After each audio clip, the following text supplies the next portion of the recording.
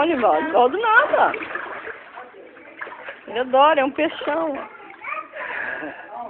Ai, que delícia. Você não sabe nadar acima? Olha lá. Não, mas eu tô falando que eu tô falando dele, não dá, né? Sabe?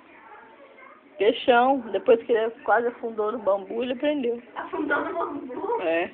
É. Tive a represa. Ai, pai, tá escuro. Nossa, tem uma judiada na cama. Pode beber, vai ficar Mas com certeza. Boiar.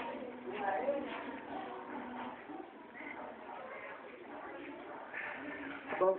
Tá fria a água, velho? Tá bom. Tá fria? Tá suave. Ele pega e solta e Tá beleza.